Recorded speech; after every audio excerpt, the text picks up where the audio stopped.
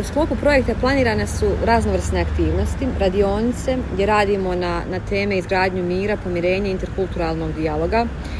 Zatim smo recimo jedna aktivnost je bila da pravimo zajednički ručak. Mi smo pravili našu tradicionalnu pitu, dok su djeca iz Makedonije pravila gravče tavče.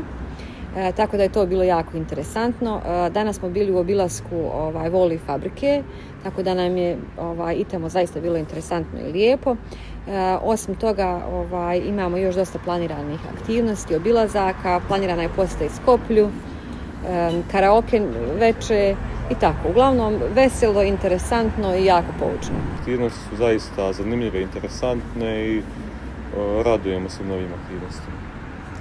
Какви се вашите импресии и искуства од активностите што се одвива овде во Gevgelija? Sve je super, stvarno je sve odlično, hrana je super, grad nam se sviđa, najbitnije ljudi su gostoprimljivi, lijepo se družiti sa njima. Какви се вашите импресии и искуства од активностите што се одвива во Јабланица?